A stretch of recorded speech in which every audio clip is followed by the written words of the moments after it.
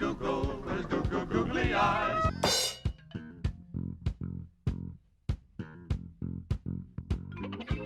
Hello, my fellow comic book collectors. It's Alan, the Comic Collector Geek, and I'm going to be interviewing a really cool guy. This is graphic. I want to say graphic man. One sec here. Okay, I'll go with that. This guy he produces the most cool graphics.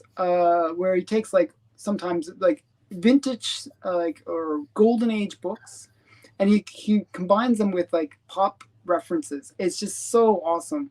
And I've met him a few times, either through Night Tiger, or I did the Fossil show once, and I think that's what he told me is where we actually met.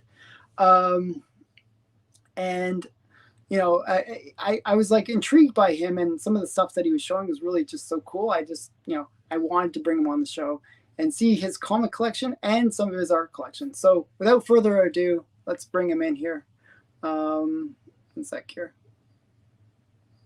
There we go. Sorry about that. I don't know why I was saying graphics man, but I was, That's fine. I want to put the extra S in there. I don't know why, because you do graphics. I don't know. Yeah. So, I should be plural. But yeah, so like how long have you been collecting comics? Like probably since childhood, since I saw the Sunday funnies, as we like to say. Okay. And would beg my parents to read them to me, and was fascinated with Snoopy, and wanted to draw him right off the bat. Okay. So I just would draw, and then when you enter at school, they want you to study all these things, but I would quickly get done with whatever they wanted to do. And I'm in the back of the class drawing Superman, or trying to draw all the spider webs from Spider-Man, and maybe not doing the best job in the world, but well, that's how you start, right? You got to start somewhere. Yeah. But so I whenever the Sunday paper would come out, I'd just grab the funnies out of it before anyone else would have a chance to look at it. I love the funnies. And then we went vacationing somewhere to some other state, and they had a TV show where some guy would read the funnies to you. Oh, really? And I thought, well, they don't have that back where I live. Well, we must be living, in the Stone Age, because this town has a guy that reads them to you as a little kid. That was pretty big too. Wow. That is cool. I must have been in the Stone Age too. We didn't have that. So yeah. So what were the first comics that you sort of collected or got into when you're? Well, I started like big time with the newspaper strips, so I was very fascinated with the Pogo by Walt Kelly, and just the clean lines that he had. Really amazed me. And I thought, boy, the animals are just so dumb. Of course, that's part of the gag. Yeah, part of the humor, yeah. And then Dick Tracy, of course, by the time I'm looking at it, it's the 1970s. Yeah, let me make you big so you can show it. So this is from the 40s. But so by the time I'm looking at it, Dick Tracy's in the 70s. And, he's got a wristwatch that it's not only is it a radio, it's a TV by that time. Yeah, it's really cool. Is that the first appearance or Super Comics? That's like an early appearance of Dick Tracy. Well, I don't know how early he appeared. This is issue 102 from November 1946. Oh, okay. Because I've seen a similar cover where he's jumping into the water like that. Yeah. Yeah, and you got all these other strips on here as well. So Little Orphan Annie and So I would collect big little books, but I really liked Dick Tracy, and I thought, this guy, he just doesn't care. He is going to get the bad guy. I always liked his watch. I do. Yes. Now, if that's the one I was trying to pick. I actually bought that, and then the guy didn't send it. I was very sad. Yeah, if this looks faded, that's because this is on the newsprint, and it's like 6 pages. It's the popped wheat Yeah, the puff wheat. giveaway. Yeah. So Chester Gould did not draw this. I don't know who drew this Yeah. cover, but I just I really loved animal comics. Oh yeah, Andy Panda. Yeah. Yeah, and so I was a huge Donald Duck fan, and so anything that had funny animal, I was all over. I'll show a couple more real quick. Oh, So, that's a great cover. yeah, you probably saw this when I was on Night Tigers show. Yeah, yeah. It was in the Christmas scenes. And one more quick one here. So it's a football related. So did you ever see the first version of Woody the Woodpecker? No, I guess not. Oh, he looks so different. He's like got this really crazy long beak, and he looks like really warped. It's just like he doesn't have the red, the. It doesn't surprise me. The first appearance of Bugs Bunny looks nothing like what we think of today. Yeah, yeah. Were you mainly collecting in the? So, were you mainly collecting Bronze Age, Copper Age? When were you kind of like? Yeah, because when I was noticing comics, I go to the little store. We had one here called Book Rack, which great name, and I saw on the wall Conan #1. Oh wow! But I'm little, and so I wanted Popeye, I wanted Spider-Man, the Hulk, and I knew that when I got older, I'll check out that Conan guy. But just somebody chopping up other people with a sword didn't interest me. Now it's great, but different age. Similarly, the DC Weird Western or Weird War Tales, those are fascinating to me now that I'm older, but I only had a limited budget. And so by the time I'm getting Donald Duck and some bubble gum and a Coca-Cola, I didn't have any more money for everything. But my father did something really good. When I'm looking for the Fantastic Four, he is digging out Walt Disney.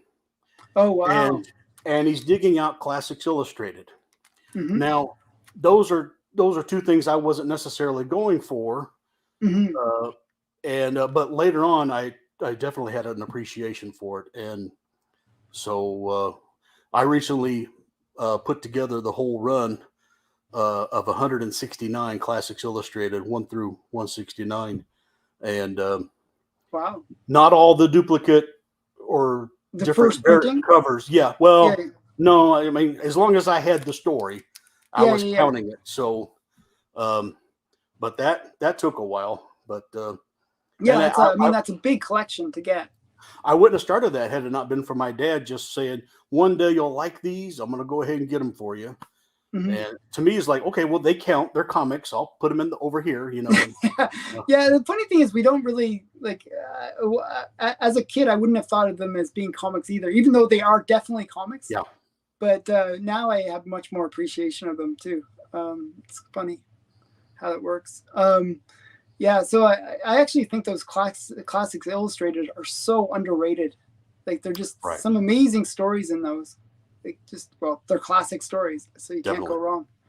Were you more into the superheroes, more into the cartoon funnies, or more into what genre would you say? Well, anything with funny animal. But what got me really into superheroes was the Marvel Tales reprints, or that big Treasury edition of the Fantastic Four came out in the 70s. Oh yeah. And that just that really got me thinking, I got to get all these Fantastic Four because this is great. They're arguing with each other. Yeah, very dysfunctional family. And they knew who the Hulk was because Marvel would let them cross over. And so I thought that was great. But they were always fighting with the Hulk. Yeah, from early on, definitely. Yeah. So you didn't have any horror stories where your parents threw away your comics or anything like that, or? Well, I was my own worst culprit. I grew up in an era where everybody sold books to each other, uh, Hmm. even in what we call yard sales, or some people call it garage sale or a Hmm. tag sale, depending on what Yeah. part of the world you live in. And if I wanted a new book, I Hmm. knew I had to sell the You're 13 books over oh. here that I've read to death. And Hmm. so, but then I must be like 9 years old. I'm at my grandmother's house and I'm selling boxes of comics, Wow. 10 cents each.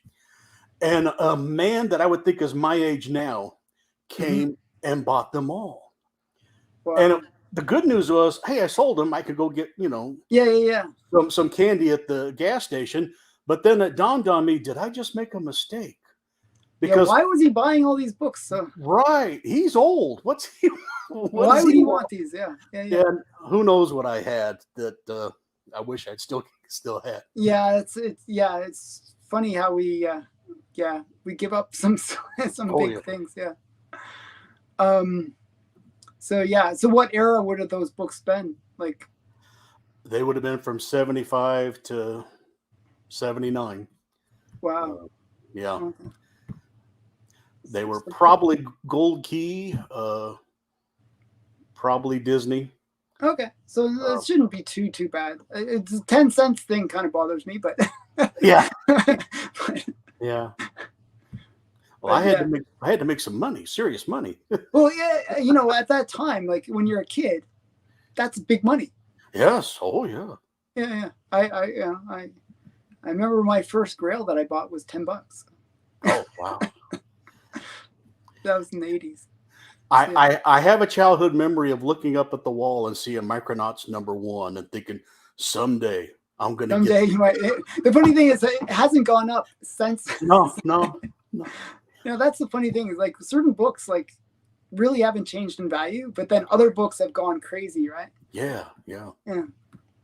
So how did you get into the art? Like I know you said you were drawing these things, but how did you get into the stuff that you're doing now, like with the graphics and stuff like that? I just fell in love with the visual storytelling that you can tell Donald Duck is mad or Hmm. happy, and just by looking at his eyes. Hmm. And so I wanted to duplicate that, but I never could do a good job on his bill, his mouth. Yeah, it's a little Uh, weird. Yeah, but that's cool.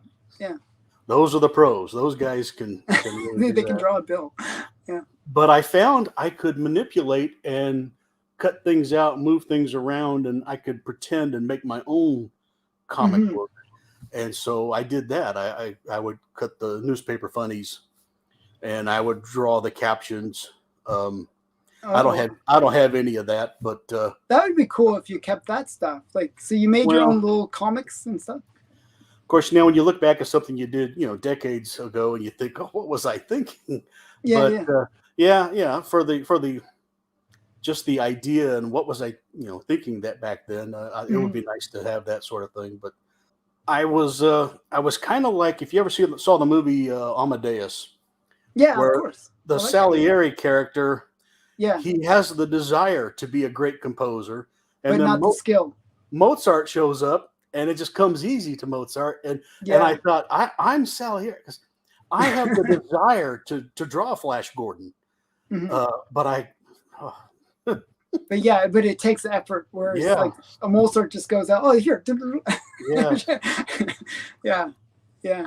But no, I when I look at your graphics, and we'll get some of those. We'll show some of them. I do see like I'm a big fan of the pop art and the Okay. that whole almost commentary by using like popular references. Yeah. I think that's really what pop art is. um and I feel like your graphics that you create are very much like that they're they're very cultural, I guess would be the way to say it. There was a company called Wacky Packages Yeah, where I think I've heard of them. they would take a picture of Jif peanut butter, Yeah. and they would distort it or change it into something, gross or funny. Yep. And that's a little bit of kind of what I do, not on that scale, but. Did you ever get into like Garbage Pail Kids or anything like that? Do you know what I'm talking about? Yeah. There's this guy in Arizona. He has Garbage Pail Kid art. Oh, that's really cute. He sends this is his store if you want to buy a comic, Arizona. But and now we'll be blurry for a second or two till the camera figures out. Yeah, you gotta do the hand thing.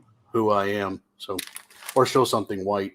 So yes, there's the professionals write out information on the back. So yeah, I always think it's cool that like I never had the time or like the inclination to do that for every comic. It's just there's too like it's, I try, but it is good to do. I think that's a very good.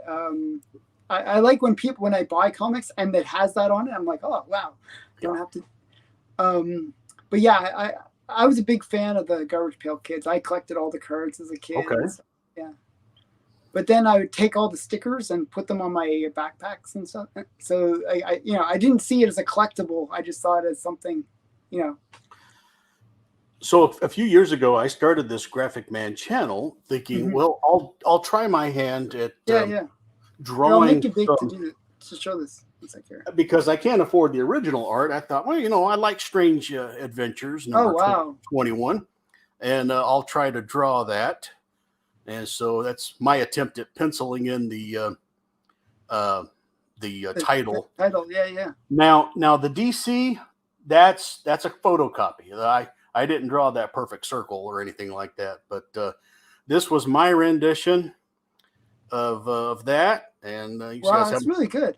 Little difficulty with the water, but that's a fisherman fishing gone wrong. Yeah, fishing the reverse. And you're a Golden Age fan. You'll probably recognize this one, Amazing Ghost Stories number 14. Oh wow! My version of Matt Baker. Matt Baker, yeah. Yeah. So that's really good. And these are all hand inked or? Yeah, I use a magic marker, ink pen, a little bit of pencil to try to shade some of the things, and it's supposed to, at first glance you think, oh, you got the original art. No, it's just it's just something. Yeah, it looks like it. I mean, it's very similar. But to get back to what I realized no one was really watching those videos, so I would take this idea. Okay. And I would make it into a whimsical poster. Oh wow! So there's Odin, and he's always taking the great Odin sleep. Mm-hmm. And I just combined the two ideas together. Had to move Donald over and cram Odin's bed in there for the window to be open, and so it's a Dell comic that never existed, but just. I guess the funny thing is it looks like a genuine cover. Like it doesn't look like That's what I'm after. One day someone told me, "Hey, this Our Love Story is by Romita." Oh, and wow. John Romita always draws Spider-Man. This girl kind of looks like Mary Jane, so I reddened her hair and I put Peter Parker in there. Yeah, it looks like MJ now. If you look closely, you'll see it looks like May. Aunt May. Yeah, in the background.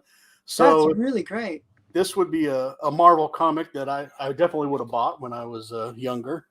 Mm-hmm. Making fun of Josie and the Pussycats. So apparently someone doesn't appreciate Daredevil. And you recognize Daredevil comes from Daredevil number 5. Back before that's really cool. Had the red costume. I don't know how many you want me to show, but no, yeah, just keep on from the Bronze Age. This was a Frankenstein monster, and I decided to put Bela Lugosi and Boris Karloff on there. Oh, nice. So didn't take very much time on that one, but one of the 4-color fossils said, "Hey, I like Frankenberry cereal, but can you make that look actually scary?" Because, okay. Kind of. I like Frankenberry cereal too. I mean, just the. So. Oh wow, that's really great. This was a girl who, she had a gun pointed at her. I removed the gun And then you put the cereal. And then I had to draw what her wrist probably looks like, put the cereal in there, and then I created a Frankenstein image with all the goofy stuff coming out of his head and the orange. Yeah, the Frankenberry look. Yeah. And then you just top it all off with the logo. So that's really great. Trying to think. You should do that with Count Chocula as well. Like, you do the set, right? Count Chocula. I checked and someone already has. And so I try to just stick to ideas that no one else has really done. Yeah. But because someone's always probably going to say, "Oh, you're copying from me," and well, I don't know. Yeah. But we always the mole people. Oh, awesome. Yeah, I thought I'll make it, the mole man. Yeah. So there's the torch, Fantastic Four, and of course I had to draw Thing's toe because it wasn't there in the original. Yeah. And so that would be a cool movie, I think. So yeah, it's sort of funny that.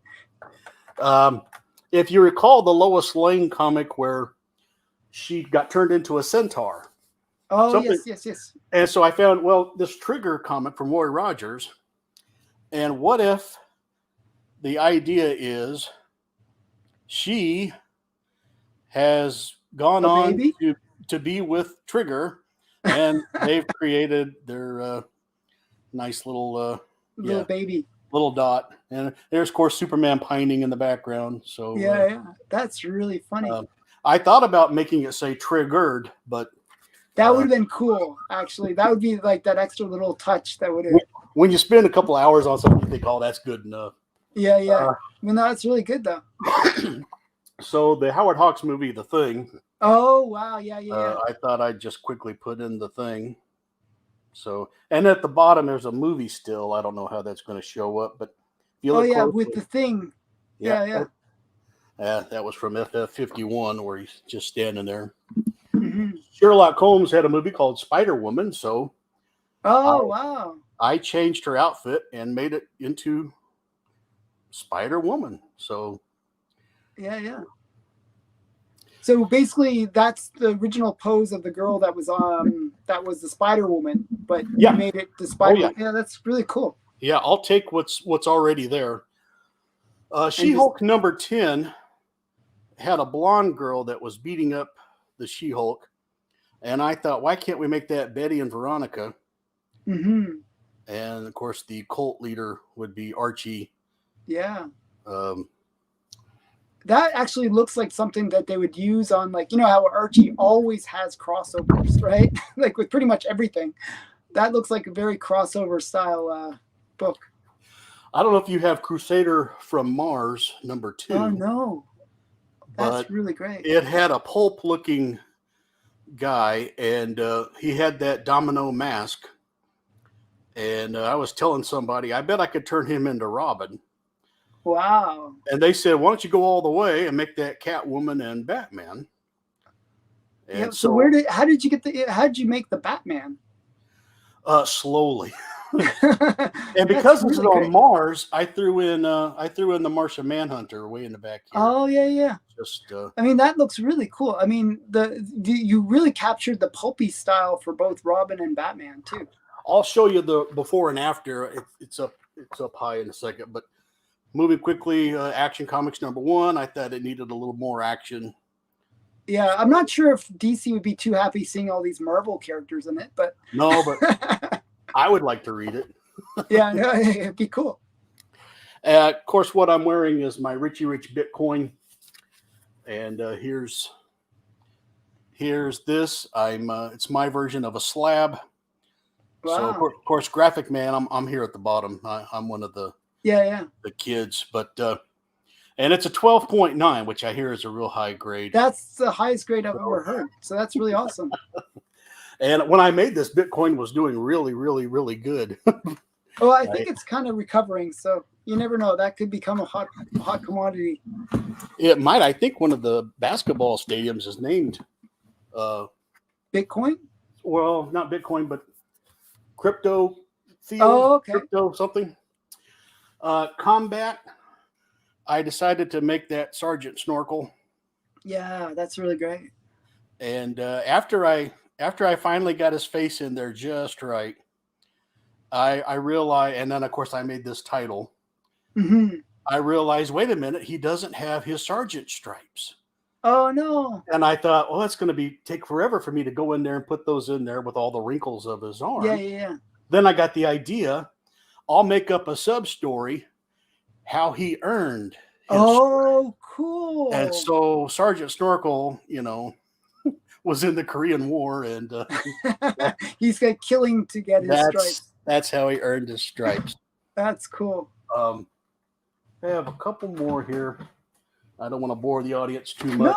No, I think people would love this. This is awesome. Gray Morrow had made a movie poster for a movie in the 70s called The Dynamite Brothers. And they were handcuffed.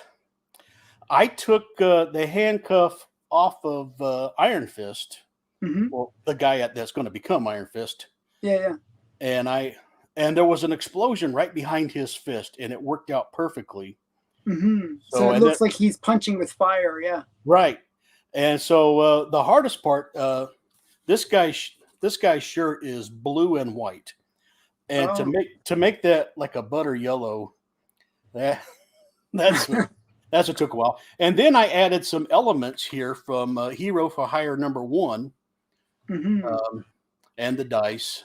Yeah, it reminds me of like some black exploitation. Yeah, that's what it was. I was able to make a mask around Iron Fist to cover up. He was an Asian character, and so really? I had to make him, but that was easy to disguise. Two more real quick. Well, we've already seen Frankenberry, and here's the one you probably want to see if you're a Golden Age Good Girl art fan. Yeah, I love this one. The idea just came to me. Why can't I make that tiger? I know. It's almost perfect. Like, that just the setup for it. The fact that, there's this tiger, right?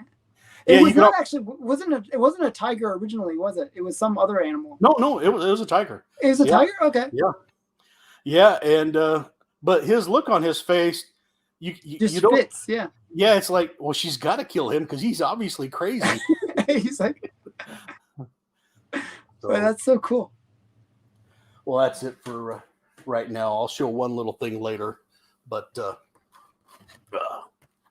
if I can find it real quick. I was going to show you a before and after. Oh yeah, that'd be great. That Crusader from Mars here. I had them printed in a book for my son for one day. So the original is there on your left. Mm-hmm. Yeah, I see. Yeah, you see where he had the mask, and I thought, well, I'll just make that into Robin. Yeah, it seems like very suited to turning it into a Robin. Wow, that's really cool. And of course, the 4-color fossils. There we are, as the Sgt. Pepper's band. So we like to get together every Wednesday night and show some books. So yeah, it's really awesome. That's. Wow. One sec here. So those were really fun. So do you do like commission artwork for people? I never really have. When I started drawing a lot in high school, I did go around to my friends saying, "Hey, if you want me to draw something, give me some money and I'll draw it for you." Mm-hmm. Did it work? Someone said, "Well, draw me a car real quick." Mm-hmm. And I sat down, I tried to draw a car, and I realized, if it's not funny animal or crazy comic book, I'm terrible. So I realized I can't go into, an artist field for money. Mm-hmm. But if I just get a crazy idea and it's fun, then I like it. But there's talent in what you're doing. It's maybe not, don't have the skill to be like a card drawer, but you obviously have skill where you can manipulate images to make them something new and different. Now, I have had a few people want to buy Richie Rich Vault of Mystery. That's really cool. because Richie Rich did have a title, Vault of Mystery, Mm-hmm. and they tried to make it seem scary, but it was never scary. Of course. Well, it can't be scary. And so I thought, I bet I could make it, terrifying. And of course, I like the fact that Casper's in there, betrayed That's by right. Casper. That's right. And so I forget where I got the cover from. That's actually a scary version of Casper too. He's usually not so. I think this is Adventures into Darkness or something. It was pre-code. Mm-hmm. And Wow. so, of course, you'll see the urn behind him says Graphic Man. So, oh, nice. So you're dead in this one. Yes, that's right. But I think those little touches really do add to it, though. And as far as commission, one of the fossils, Eric Breen, said, "Hey, I just got a witching hour, and this guy is turning into a werewolf." And she says, "Oh, we're safe from the thing." He says, "Can you make that into the thing?" And so I actually did. I made his feet. Yeah, it looks like he's turning into the thing. That's right. Yeah. So there you got the thing on a DC comic. And what was it before? He's turning into a werewolf. Werewolf, yeah, I think, yeah. So it's just little tiny subtle things. So yeah. I did do my first convention last year, mm-hmm. and sold about 9 or 10 posters. I had them in these little frames, but and it sold good, but it wasn't really worth being there the whole day on a Saturday. Yeah. The conventions can be pretty expensive to do as well. Yeah, and most people are there to dress up, mm-hmm. and they want to, show off their costume to their friends, but they're not really there, at least in the part of the country that I'm in. Mm-hmm.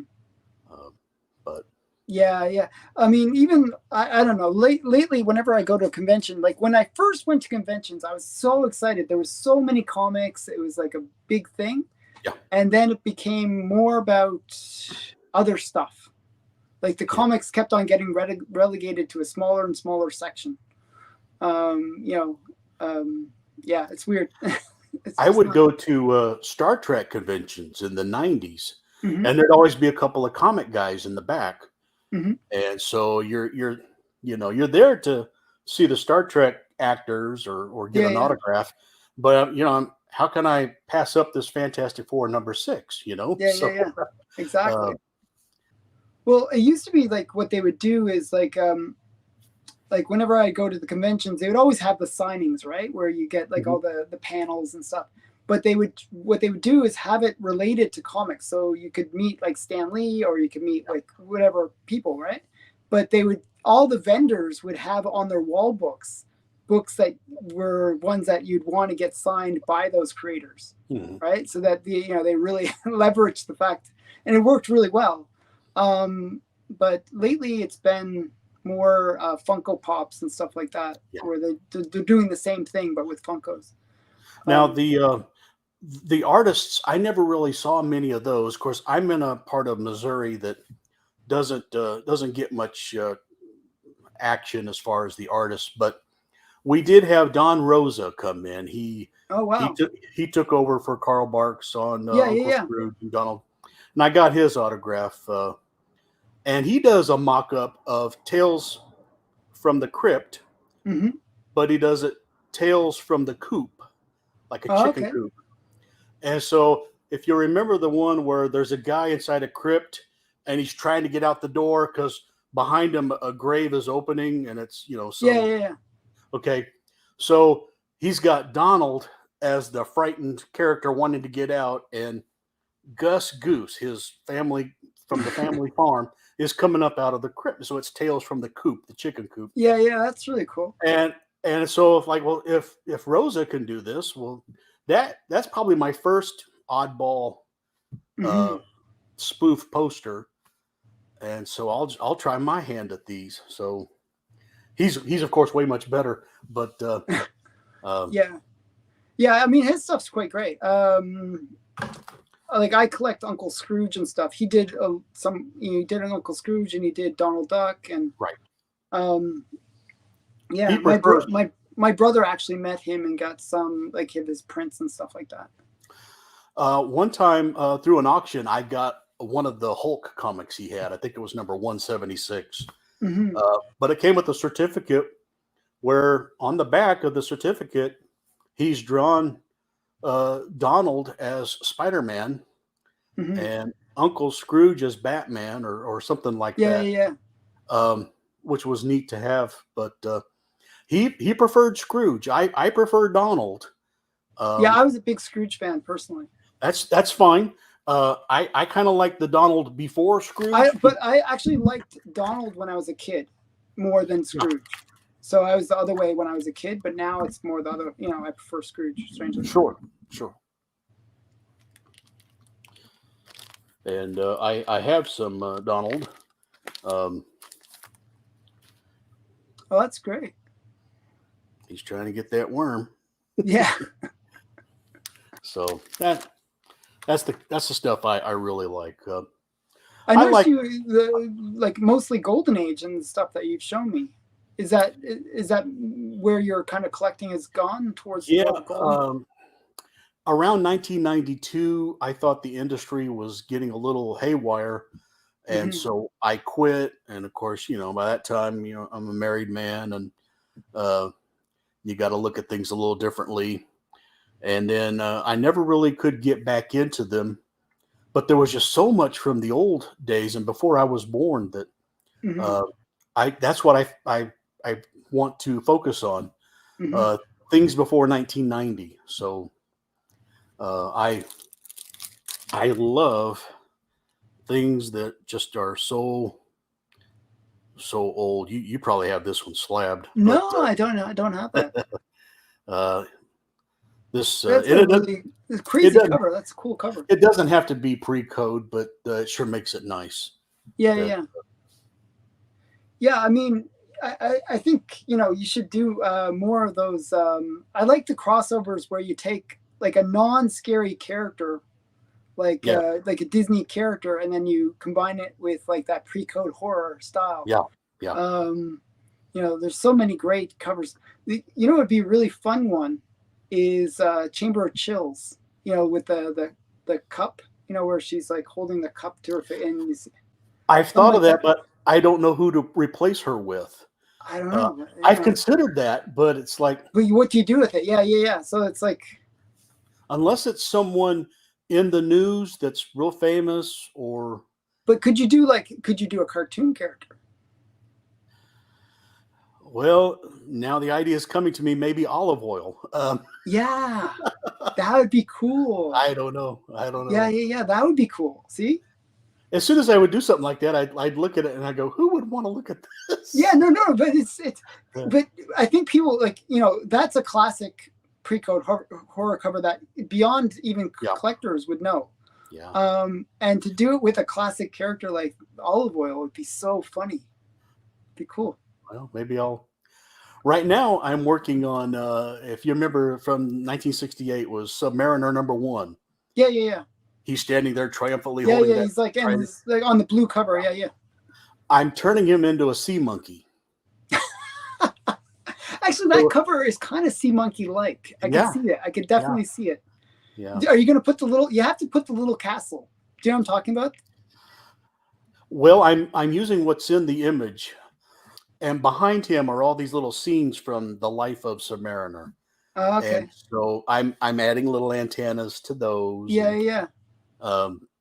So I'm messing around with what's in there, and I'm giving him a tail.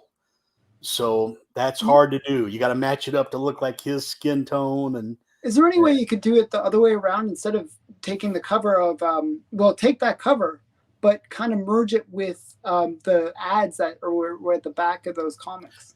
I've thought of taking that family and turning them into the fossils, or I'm one of them, or something. Yeah.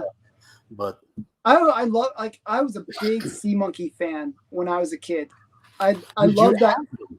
I actually, so I have a horror story of it. So I'm not sure if you've ever tried it, but what happens is they really take a long time to grow. Wow. if you so I was like, okay, it says give the food, right? But I was like really impatient, so I gave all the food.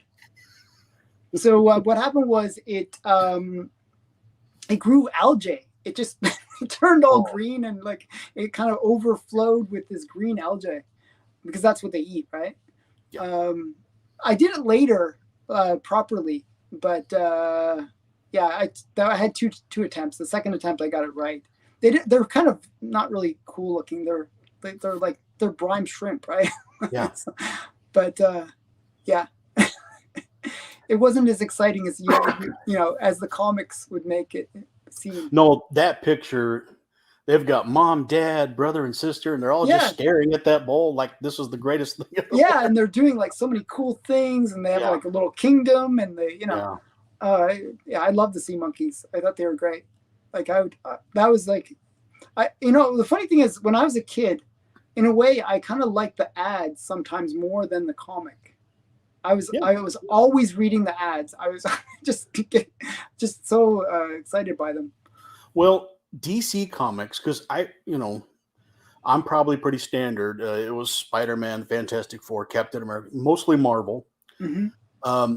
But every now and then I would get like a coverless DC comic. Oh, okay. Because you could get those all day long. Yeah, because people almost trash. Like buy a box of them. Yeah, yeah. And I'm going through there, and they would have house ads. 1972, they'd be little black and white thumbnail images of the books you could buy from DC. Oh, yeah, yeah. And there would be Our War or Our Army at War, Star Spangled, whatever. And it's the guy, he's pretending to be dead because the soldiers are on the hill looking at him. Mm-hmm. And there's a snake going to bite him. And if he stays there and plays dead, the snake's going to get him. Or if he moves, the soldiers will get him. Yeah, yeah. And as a little kid, I'm looking at it thinking, I got to get that DC comic. Yeah. But those ads were dynamite. Yeah, I collected Warren in the 90s, and they did the same thing where at the back of the magazines would have all the previous ones. And if you look at the prices of those books, based on which books were missing, like, they'd have 1, 2, 3, and then 4 would be, or, certain books would be missing. And those ones were the ones that generally sell for more money because they sold out first. You know what I mean? Yeah, I love that. I like that. I remember that as a kid, those ads in the comics, and I would actually cross out if I had it. Okay. Use the ads almost as a collection list. A checklist, yeah. Yeah, checklist. I was so bad to my comics. But that's understandable. I don't know if you ever collected like baseball cards, but they would send a checklist card. Yeah. And they'd have and then you'd have little check marks, a little box you can mark. So that's what I do. I just make a Word document, Microsoft Word, and I'll fill it out. I'll make a little box, and if I have that number, I check it off because when you get to be my age and you start getting more than one of the same thing because you forgot you already had it. Yeah, I do that all the time. It drives me nuts. The checklist was a great idea. And so what you're doing by Xing out, that's perfectly understandable. I totally understand. Yeah. Well, yeah, that's me. That's the 9-year-old me. No, it's good. But yeah, so I was curious, what are you up to now, and where can people find you and stuff like that? Or on YouTube, it's Graphic Man Comics. Same with the Instagram. So sometimes I'll put some of my some of these arts that I've shown, I've already got out there, and a little bit of extra stuff. But like I used to make Graphic Man videos, but only like 40 or 50 people would watch. Yeah. And so me and some of the buddies would get together and we would stream live. And if you streamed for more than an hour, people would show up and watch. Yeah, people would just sort of drop in and check it out. Yeah. And so we started getting 400, 350 viewers. Wow. And so every Wednesday night we get together and we show gold, silver, and bronze. So some of the guys will show something more modern. I don't throw them off the channel for that, but no, it's we appreciate the older style. Yeah, and yeah. we know that there's a bunch of 20-year-olds out there who look at us and they think we're old fossils anyway. Yeah, yeah. So we gladly call ourselves the Four Color Fossils. Mm-hmm. It's a tribute to the Four Color Dell Yeah. printing press. Yeah. So we do that. And I make the occasional video. Recently, I made a video where a guy came over and brought a lot of pulps. And wow. he's showing me pulps from 1926. Yeah. So fantastic. So I've got to make sure I don't go down that path because it is a different rabbit hole altogether. I mean, some of the if I was ever going to collect pulps, and I do have a few, I shouldn't say I don't collect them, but I'd never read them. I don't like the feeling of the books themselves. Like, the pulp paper is just not the greatest, but the covers were so brilliant back then. They did some pretty amazing covers. Well, I read this one, mm-hmm. but it's from the 50s, and so it's still in really good shape. Pretty good story. Yeah, no, they would actually have amazing writers. I still think it would be better if they had more pictures, but I totally get it. And today's generations, they don't read enough as it is. So I highly promote them. I actually, I've read some of the pulps that I have, I have some of the Spicy Tales and stuff like that. Those ones are pretty cool. Do you have the Buck Rogers? Or no, that's Alex, the Comic Collector, has that. Okay. That's Amazing Stories #1. Yeah. I've seen it actually a few times where I could have potentially bought it if I had lots of money. They always want some crazy amount for it. If something like that ever came over here, I would be tempted to open it once, take lots of pictures of each page. Yeah. And, of course, someone's probably already done that somewhere on the internet. But actually, you can find, do you know the Internet Archive? Okay, yeah. They actually have a lot of the pulps. I actually read the pulps. I do read them using that. I don't read the actual book itself, but I'd read it on the Internet Archive. And they have a lot of those early ones. I even think they have the first Buck Rogers. Right. In a PDF, right? Yeah, unless it's something that I just showed you, where I'm not going to mess this up, but some of them that this guy was showing me the other day, 1926, 27, 28, 29, just outstanding. They were totally fascinated with flight because flying in an airplane was just relatively new. Old, right. Well, I mean, it was only only a handful of people that were doing it. It wasn't like a commercial thing back then. It wasn't until the 30s that it became more, something that maybe if you're a little bit wealthier you could do. And we think of ourselves as being, the true custodians of science fiction because we had Star Trek, Planet of the Apes, all that. But those guys 100 years ago, they were really science fiction crazy. Actually, I kind of prefer it. I like seeing those old movies where they, they're all flying airplanes around the cities, and it's just, there's some charm to it, right? And Metropolis from the Metropolis Germans. is the one I'm thinking. Yeah, fantastic. I had the VHS of that, and I would watch it over and over again. And also I had VHSs of all the old serials and stuff like that, Oh, really? Yeah, I was really into that. I mentioned earlier I went to this place called Book Rack when I was a kid. That guy, he sold old radio programs. Oh, wow. And so that's where my first taste of Jack Benny, the Green Hornet, Superman, Blackstone the Magician, all these old, and they'd have mystery, they'd have comedy. The old time radio greats are a whole other genre. So basically, funny, if it's old, I like it. So I actually think those would do well nowadays. I find that there was sort of a lot of those serials got killed during the advent of the television, where people were like, oh, now we can see it with pictures and stuff. Yes. But the funny thing is nowadays I've seen people kind of going the other way around where they like the podcasts and they just like listening to it, right? So, I mean, I could see that those old radio serials would be really great. Like, bringing them back almost, But, and they teach you historical things. Yeah. Like one time a comedian said, I got to go drill holes in my car, because I told my kids I have a Buick. Mm-hmm. And I had no idea. And I said to my father, I said, why would they do that? Joke to me. He says back then Buick bragged that they had all these special little vents that would help, the engine and all that. And so, okay, but it made sense.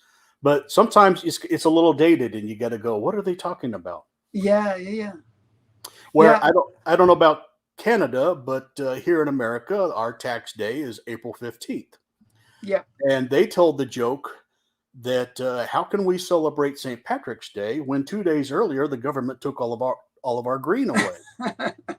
And I realized the income tax day used to be March 15th back in the 1940s. That's right. So you learn stuff every now and then. Oh, that's interesting. I mean, yeah, and also the vernacular would be slightly different, and yeah. That's one thing I always enjoyed watching. As I said, I'd watch all the serials like Buck Rogers and Flash Gordon and all those ones. Loved those serials; they were fun. Yeah, actually, it's funny. Like watching those serials. Like you can watch them on YouTube nowadays because somebody's downloaded them and put them on YouTube. But watching a serial straight is really crazy because they were designed to be short, right? They were designed to be like 5-10 minutes long. They're not like very long shows. Sometimes 20 minutes maybe, but it's hype. It's like very actiony. Mm-hmm. So watching that for like 3-4 hours or like straight, it's just like too intense almost. It's kind of crazy. I watched what's it called? Nyoko. Okay. Yeah, the sort of a jungly kind of one. Jungle African adventures, I should say, or some kind of. They were like on a quest to find some hidden treasure. All right. And like most of the serial was actually them just trying to get the map to find this. It's all this like stuff that they have to do, like all these hoops that they have to go through. It's interesting. And the bad guy's always trying to steal the map. It's like it's just it's fun stuff. But it was great having you on the show. Were there any books that you wanted to show like that other than the ones that you showed, or? Oh, I'll show just about 5 Donald Ducks. I'll let you show a couple more, and then we'll. Oh wow, that's a biggie. So the Golden Helmet, I always loved that story. That's a very famous story. There's a Carl Barks, Dangerous Disguises. Oh, nice. See that? By the way, that one would be a great Daredevil one. That was one. Oh yeah, with the bull. Yeah. And oh, that's a really famous one too. Voodoo Hoodoo. Yeah, there's a zombie in it. Ladies and gentlemen, a zombie. Oh, really? Yeah. That's really great. And the last one, here's Walt Kelly. I forgot that's a key appearance. I forgot who's. Like, oh, really? Yeah, it's a key. That's a key. Well, they're all keys, the ones you just showed, but that has like a first appearance of some character. I forgot which. Yeah, to me, they're all key. Yeah, no, they're all awesome. Yeah. I love those. Yeah. I love those early Donalds. Yeah, no, that's great. Carl Barks was the man. I mean, he's just he's just really great. So thanks again for coming on the show. I'll put all your links in the description, and I'll encourage people to go over and try to get you to commission some piece for them. No, I think your stuff is fun. I think it's really cool. Well, thank you. Yeah. So thanks again. And everyone watching, go check out Graphic Man, not Graphics Man, Graphic Man on Instagram and his YouTube channel. Sure. Okay. Bye for now.